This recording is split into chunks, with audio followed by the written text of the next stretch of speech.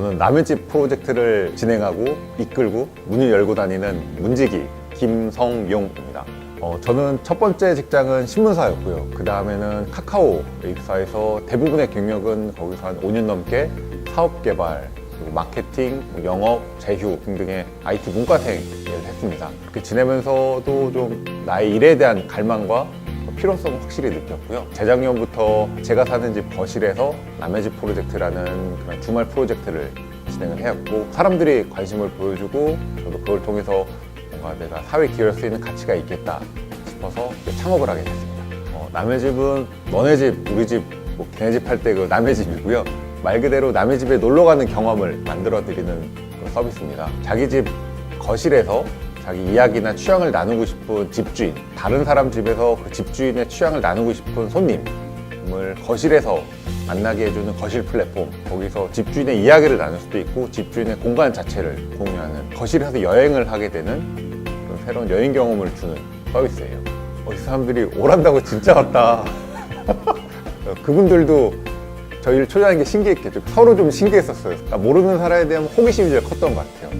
그래서 그 텐션이 묘한 좀 긴장감을 줘서 재밌는 시간을 좀 보냈었어요. 저희 집에서 남의 집을 진행을 했을 때 손님으로 오셨던 분께서 이 남의 집 프로젝트 재밌는데 우리 집 거실에서도 해줄 수 있겠느냐 라고 하면서, 그럼 일단 제가 놀러 갈게요 라고 해서, 그 제가 살았던 곳이 연희동이었는데 제 뭐 근처에 이웃 주민이셨어요. 거실을 통째로 그냥 뭐 스피커랑 계란판을 붙여놓고 등등 자기만의 그 사적인 공간을 거실에 만들어 놓으셨더라고요. 그래서 이렇게 사시는 분이 있구나. 제가 그냥 평소에 알고 있었던 삶의 거주 형태가 다른 식으로 보이는 걸 보고 머리가 좀 말랑말랑해진 느낌이 들었어요. 처음에 카카오 입사해서 일을 되게 못했어요. 왜냐면 전 직장이 신문사였어서 이게 IT에서 일하는 그 문법과 그 방식을 저는 이해를 못했죠.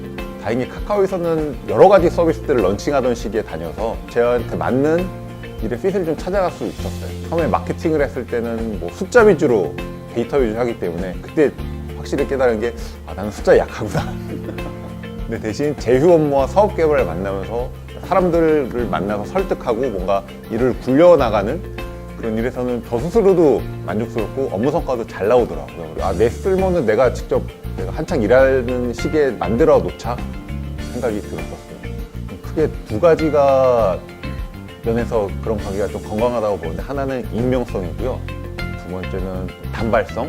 익명성은 낯선 사람이라는 말은 처음 본 사람이란 거고, 그 사람에 대해서는 저의 정보가 없고 저도 상대방에 대한 정보가 없어요.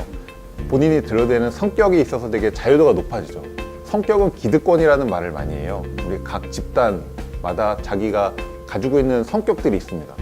A라는 집단에서는 난 이런 성격, 역할놀이 같은 거죠. 근데 모르는 사람 관계에서는 되게 규정된 성격이 없어서 좀 자유롭게 자기가 하고 싶은 성격들을 꺼낼 수 있는 것 같아요. 단발성이라 함은 느슨하게 엮인 관계여서 다음에 또 만날 거라는 뭐 이렇게 연결고리가 없어요. 그래서 또 편하게 솔직하게 이야기를 내놓는 것 같아요. 남의 집을 하면서 제가 비유하는 남의 집 모습은 우리가 여행지에 갔을 때 게스트하우스의 거실 같아요. 우연히 그날 그 투숙객들이 거실에 앉아서 자기 이야기를 하루 동안 재밌게 떠들고 그냥 헤어진, 그 단발성 모임은 어차피 내일 안 볼 사람이라는 거가 솔직한 마음을 좀 내주는 것 같아요. 일하는 방식에서는 가설 검증의 느낌으로 일을 하는 게 저한테 가장 큰 레슨이었던 것 같아요. 남의 집 프로젝트 같은 경우도 제가 뭔가 목표를 설정했다기보단 제가 그냥 상상했었던 것들, 사람들이 남의 집에 놀러 올까? 라는 뭐 가설을 세우고 이걸 한번 증명해보자 이런 식으로 일을 만들고 운영을 하고 이제 증명을 해보는 과정이에요. 나 말고 자기 집을 열어줄 사람들이 있을까? 집주인들이 있을까? 라는 가설을 만들기 위해, 검증해보기 위해서 일을 굴려보고, 그런 식의 업무 경험이 저한테는 지금 스타트업을 시작한 입장에서 되게 좋았던 것 같아요. 남의 집 프로젝트는 그 집주인과 손님들을 연결해주는 플랫폼이다 보니까 양면 시장이에요. 그래서 집을 내어줄 사람도 많아야 되고 집에 놀러갈 손님도 많아야 되고요. 그래서 이런 플랫폼 사업에서는 이 공급이 먼저냐 수요가 먼저냐 갑론을박이 있는데, 카카오 택시 업무를 맡으면서 공급이 일단은 우선이라는 좀 저 스스로는 결론을 내렸어요. 그래서 지금은 남의 집으로 문을 열어줄 호스트가 일단 많고, 한 호스트가 지속 가능하게 계속 여셔야 되거든요. 그게 저한테는 사업적 가장 큰 숙제고 미션이고 큰 어려움이죠.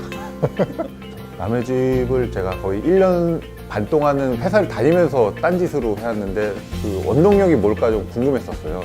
이걸로 제가 큰 수입을 버는 것도 아니고 사실 제가 투자하는 시간에 대비하면 거의 마이너스거든요. 그랬었던 이유는 저 스스로 좀 여행을 다녀온 느낌이었어요.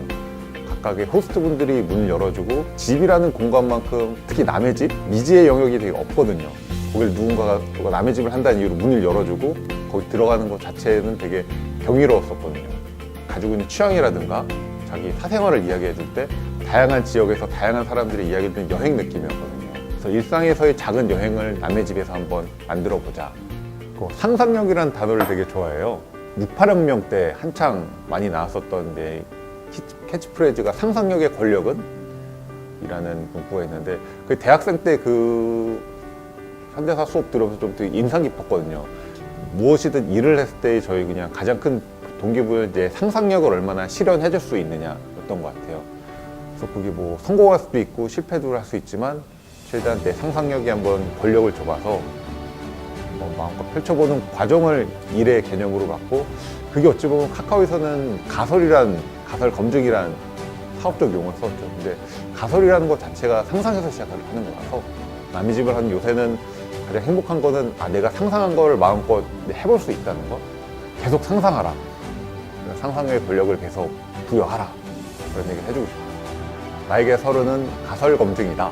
20대 때는 배우고 뭘 할지 탐색의 과정이었다면 30대는 그동안 배운 걸로 내가 하고 싶은 것들을 검증해보는 단계 같아요. 그래서 남의 집 프로젝트 같은 경우는 저의 일을 검증하는 아이템이고 다음 인생을 위한 검증을 마음껏 해보는 열심히 해야 되는 그런 나이라고 생각을 합니다.